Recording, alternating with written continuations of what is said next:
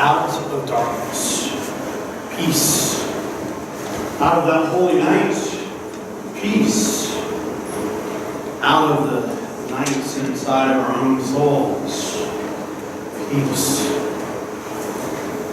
I want you to raise your hand this morning if you feel like you are a prophet from God. We got one. Anybody else? Oh, come on. Here's my goal at the end of the sermon. I want to ask this question again, and I want you all to be able to raise your hands. That you are indeed a prophet from God. We're in the middle of the sermon series called I Am Mary. And I hope that last week, as we began this whole Advent sermon series, that you begin to identify with Mary, but that you also identify with each one of the characters in the stories that we tell during this time. And so today, I want you to be able to walk out here and proclaim that I am Zechariah.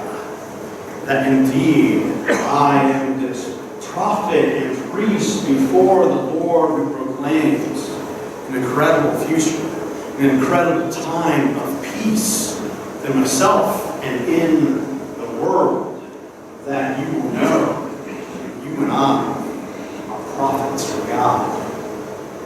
Because here's the thing, if you didn't catch last week's sermon, I want you to go online, gracecolorado.com. Okay, I want you to click on sermons. I want you to listen to it, because it really puts Advent into perspective. It helps you understand what's really going on in this church season, this beginning of our church year, and understand how the end of things, and the end of the world, and the end of a time, the end of a moment, the end of an age works.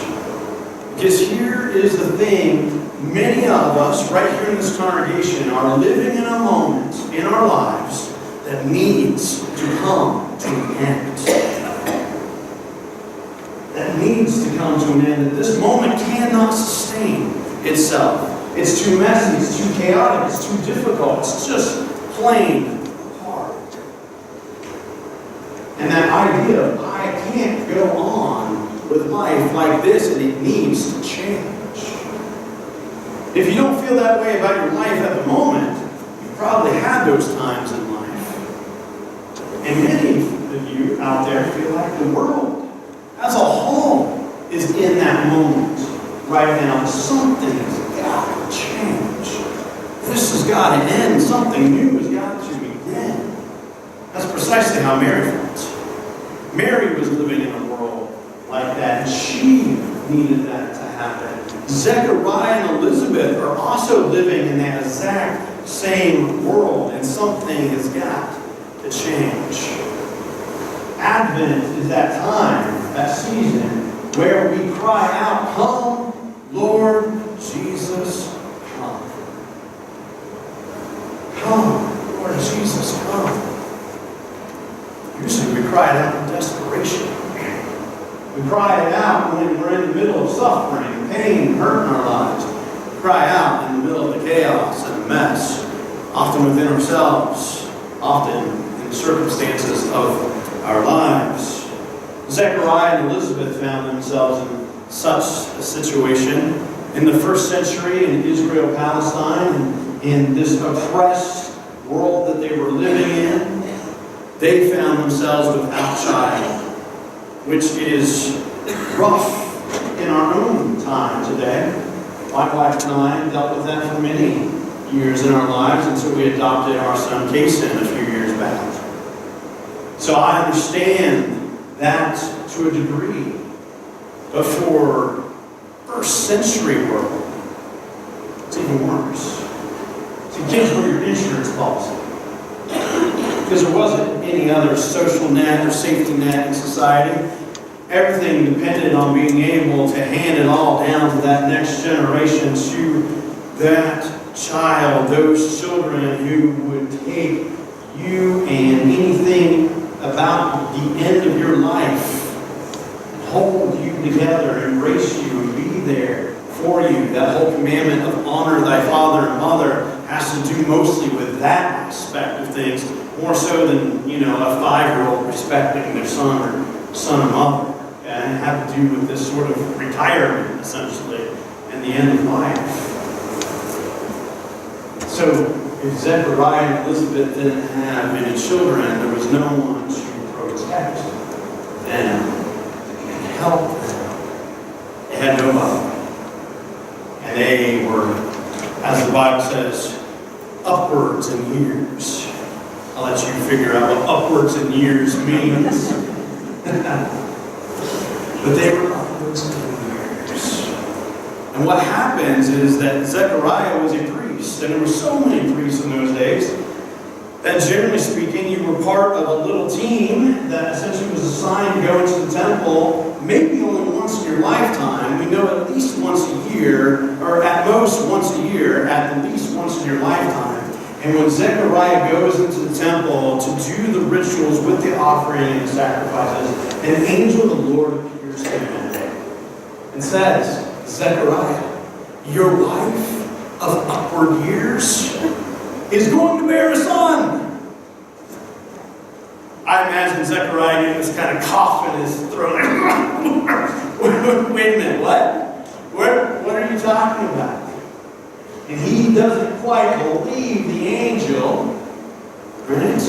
And the angel isn't exactly happy with Zechariah's response and says, I'm going to make it so that you can't speak until your son is born. And that's where we picked up in the scripture text this morning, is that the son is born to Elizabeth. 8 days go by to the time of circumcision, which in Jewish religion and ritual is the time when you take your son to the priest and you name him as soon as the circumcision occurs. And Elizabeth goes, we're going to call him John. And the people look at her like she's crazy. Okay? And go, Elizabeth, no one in your family has that name. It's not exactly how we do things around here. And so they look at Zechariah and they bring him a notepad, essentially. He writes, his name will be John. And they're astonished, they're amazed, they have all this kind of reaction, like, what is going on here? And then Zechariah prophesies. Zechariah prophesies. And I want to get into this idea of prophecy because it has a lot to do with Advent and Christmas. It has a lot to do with how we understand the Messiah, Jesus Christ himself, how he fulfills these promises, these prophecies in Hebrew Scriptures in the Old Testament. Because a lot of times we have it in our heads, in our sort of vernacular, in our culture, as well as in our churches, that prophecy is about predicting the future. That's about prediction. And I think there's a piece of it that's that. But the reality of it, prophecy is mostly about proclamation more so than prediction. It's proclaiming the future. And I would say it's proclaiming the future into being. It's about describing what might come, what might happen. And so throughout the Old Testament, prophets would come to the people who were often living in sin, okay, who had disobeyed God and the commandments and all those sort of things, and chaos would ensue in their world, and the prophets would come into that world, and they would proclaim a prophecy. And usually they would proclaim two pieces of prophecy. Prophecy direction one was, if you continue in your ways, as you have, in your sin, in your filth, in your evil, in your idolatry, and all these sort of things, right? Then, here's what's going to happen. And almost always what is described as God punishing them. But if we look into it 21 centuries later, what we see is the natural consequences of their actions and attitudes at the time. That the chaos that they've created is going to culminate into some really serious bad times. Okay? Then what the prophet will do is pivot and lay out future that involves messiahs and a new earth or a new kingdom or a new heaven even.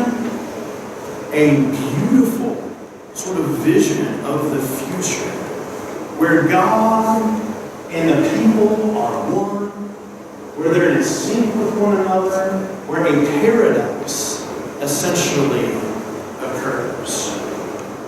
And the prophet bounces back and forth between these two kinds of prophecies, laying it out from the people. Who will you become? What kind of future do you really want?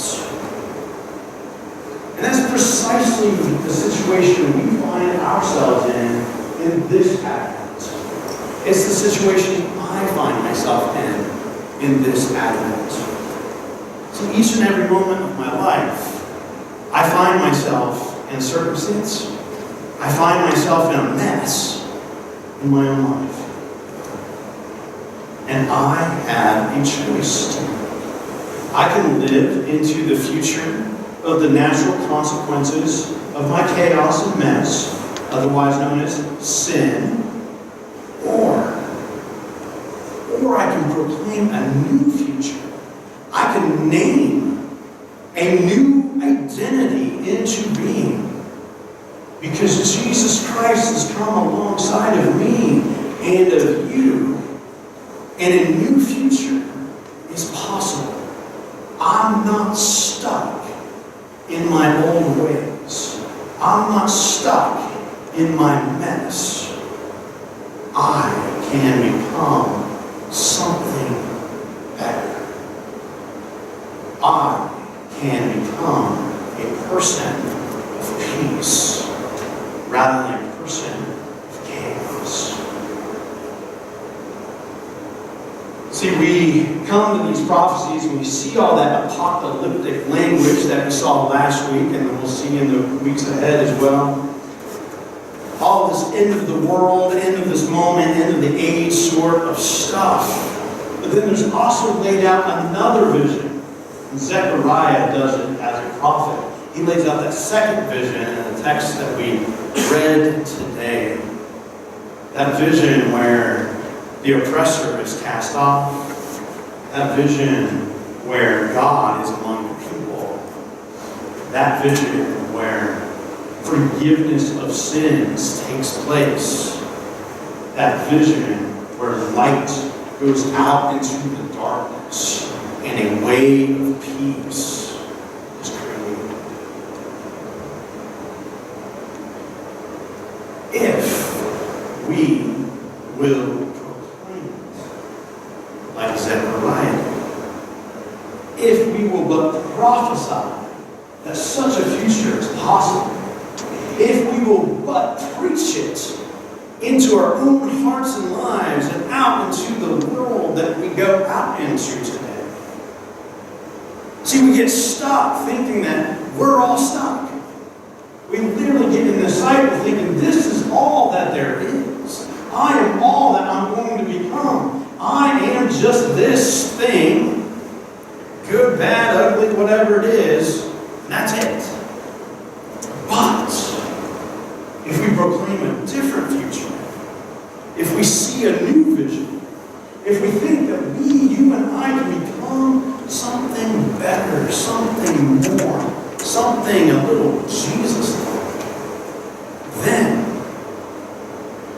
that light does break forth in the darkness. The day, a new day, dawns. That old world, that old age, that old moment that needed to end comes to an end. Something beautiful is born out of it.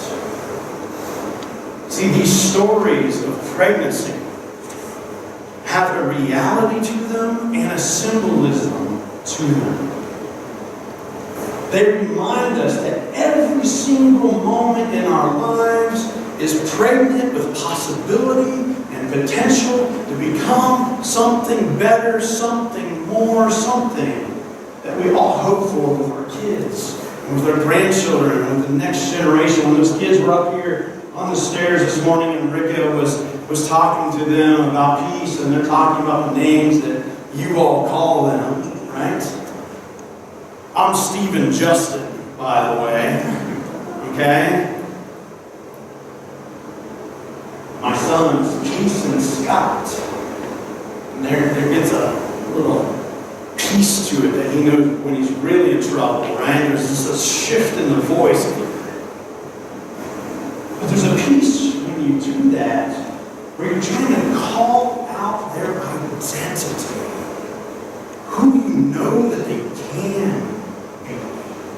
You're reminding them that they're someone better than how they're acting at the moment.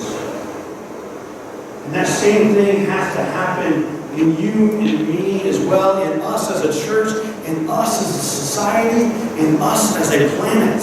That God calls out to us first in middle name. Just like we do at baptism. Just like we do when we make those pledges and those promises to that family that surrounds a little child, as Pastor Matt or I hold that child, we dip our hands in the water, and we all together proclaim a promise, a prophecy about what that child's going to become. That child has been elected and chosen to be made into the image of the Son of God. Just like those promises were made for you, for me at our baptisms. That we were going to become something, whether we wanted to or not. That's the prophecy, that's the future. That's the faith that we believe in. If we will only see that vision, if we will only proclaim that prophecy in our own lives, because peace has to come here first. I need to be at peace so that the world can be peaceful. I was talking to Adam, who was up here earlier talking about the men's ministry in between services, and he mentioned the fact that peace is ironically something you have to fight for. Peace is something you have to fight within yourself for. Which future will I choose? Will it be the one of chaos? Or the one of becoming?